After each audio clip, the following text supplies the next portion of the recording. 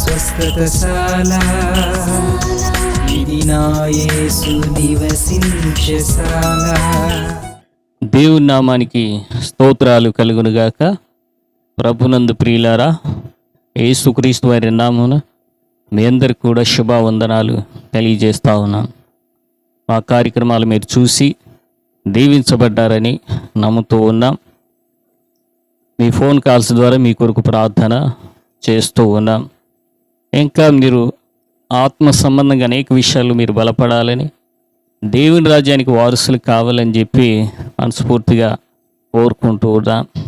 కొరింథీయులకు రాసిన మొదటి పత్రిక 3వ అధ్యాయం 16-17 మీరు దేవుని ఆలయమై ఉన్నారని, దేవుని ఆత్మ మీలో నివసించున్నాడని మీరు ఎరగరా?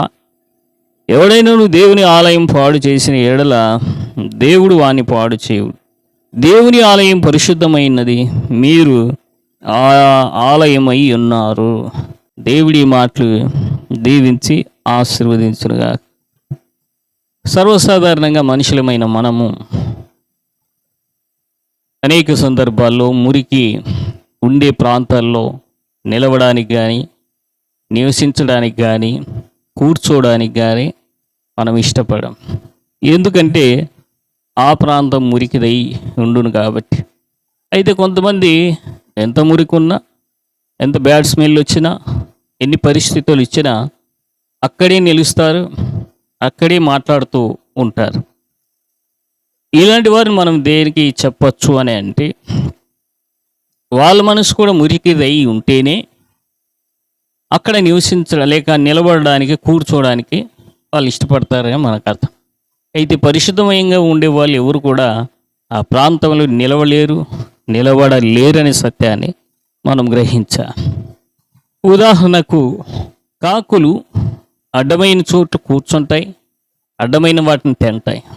అదే పావురాలు పరిశుద్ధమైన చోటు నిలుస్తాయి, పరిశుద్ధమైన వాటిని తింటాయి. ఎందుకంటే దానికి అపరిశుద్ధత అంటే ఇష్టం లేదు కనుక. కాకులకు పరిశుద్ధమైన చోటు నిలవదు, ఆ చోటు నివసించదనే సత్యాన్ని మనం గ్రహించాలి. అయితే బైబిల్ గ్రంథంలో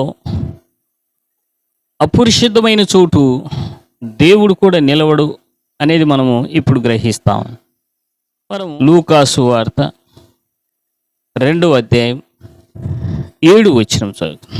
తాన తొలిచూలి కుమారుని కని పొత్తిగుడ్డలతో చుట్టి సత్రములో వారికి స్థలము లేనందున ఆయన్ను పశువుల తొట్టిలో పరుండబెట్టెను అనే మాట వింటాం. మనుషులమైన మనం మురికి వాడల్లో, మురికి ప్రాంతంలో మనం నివసించలేమని మనం ఇందాక చెప్పుకున్నాం. అయితే దేవుడు పశువుల పాకలో పరుండబెట్టిరి అనే మాట మనం వింటాం. మాకు కలిగిన ఒక దర్శనం గురించి మీకు చెప్తా.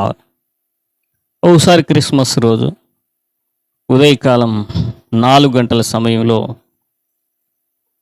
క్రిస్మస్కి పనులు ముగించుకొని, నైట్ 24 ముగించుకొని రాత్రి పడుకున్నప్పుడు 4 గంటల సమయంలో దేవుడు వెలుగు రూపాన నేను అమ్మ పడుకొని ఉండగా మా మధ్యలో ఆయన సంచరం చేస్తా ఉన్నా. ఈ విషయాన్ని అమ్మ తెలుసుకొని మోకరించి, ప్రభువా మరి ఈ టైంలో ఏంది మీరు మా మధ్యలో ఉన్నారని అంటే, అప్పుడు పరిశుద్ధాత్మ దేవుడు జవాబిస్తూ, పశువుల పాకలు ఎంత పరిశుద్ధత ఉండేనో మీ ఇద్దరి మధ్యన అంత పరిశుద్ధత ఉన్నందున మీ మధ్యన నేను పరలోకం నుండి దిగి వచ్చానని చెప్పి పాస్టర్ గారితో దేవుని యొక్క ఆత్మ మాట్లాడినట్లు తెలియజేయబడింది. అంటే పేరుకు మాత్రమే పశువుల పాకనే కానీ ఆధ్యాత్మికంగా ఆ పశువుల పాక పరిశుద్ధమైనదిగా యేసు ప్రభు వారు ఎంచుతున్నట్టు మనం చూస్తాం. శరీర సంబంధమైన స్మెల్ అక్కడ ఉండేది కానీ ఆత్మ సంబంధమైన పాపము అక్కడ లేదన్నమాట. అందుకనే ఆ ప్రదేశాన్ని, ఆ ప్రాంతాన్ని ఆయన పడుకోవడానికి ఎన్నుకున్నట్లు మనం గ్రహించాలి. కొరింథీయులకు రాసిన మొదటి పత్రిక 3వ అధ్యాయం 16-17 మీరు దేవుని ఆలయమై ఉన్నారనియు దేవుని ఆత్మ మీలో నివసించున్నాడని మీరు ఎరుగరా? దేవుని ఆలయం పరిశుద్ధమైనది అనే మాట వింటాం. అంటే పరిశుద్ధమైనది అని అంటే ప్రతిదినం కూడా మనుషులు స్నానాలు చేసి ఉతికిన బట్టలు వేసుకోవడం వల్ల పరిశుద్ధత కాదు. కానీ నిజమైన పరిశుద్ధత ఏది అని అంటే పాపము చేయకుండా ఉండడమే పరిశుద్ధత కలిగి ఉండడం. ఆ పరిశుద్ధమైన వాళ్ళు బీదలైనా, ఆ పరిశుద్ధమైన వాళ్ళు మరి ధనవంతులైనా, ఆ పరిశుద్ధులైన వాళ్ళు మరి ఎవరైనా సరే దేవుడు వాళ్ళ హృదయంలో నివాసం చేస్తాడనే సత్యాన్ని మనం గ్రహించాలి. ఉదాహరణకు బీద లాజరు మనం జ్ఞాపకం చేసుకున్నట్లయితే అందరూ అతన్ని విడిచిపోయినా దేవుడు మాత్రం అతనితో ఉన్నట్లు మనం గ్రహించాలి. అందుకని అతడు చనిపోగా దేవదూతలు వచ్చి అతన్ని కొనిపోయినట్లు మనం చూడవచ్చు.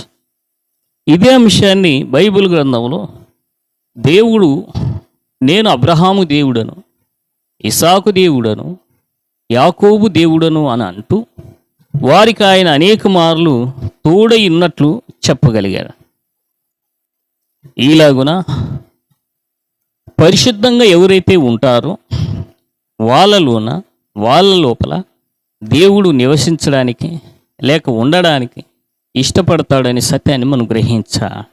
ఆ పరిశుద్ధత ఎవరి దగ్గర అయితే ఉండదో దేవుడు వాళ్ళ దగ్గర ఉండడు అనే సత్యాన్ని మనం గ్రహించాలి. నేను ఇక్కడ నివాసం చేస్తాను అనే మాటలో భాగంగా పరిశుద్ధమైన చోటునే ఆయన నివాసం చేస్తాడు, కానీ అపరిశుద్ధమైన చోటు ఆయన నివాసం చేయడనే సత్యాన్ని మనం గ్రహించాలి. అలా భక్తులు పరిశుద్ధత కలిగి ఉన్నప్పుడు దేవుడు వాళ్ళకు తోడై ఉంటూ వస్తున్నట్లు మనం గ్రంథంలో చూడవచ్చు. కాబట్టి ఈ పరిశుద్ధత కలిగి నీవు కూడా ఉన్నట్లయితే దేవుడు తప్పక నీతో కూడా నివాసం చేస్తాడు. అట్టి కృపను మా ప్రియ బిడ్డలందరికీ దేవుడు అనుగ్రహించునుగాక. ఆమేన్.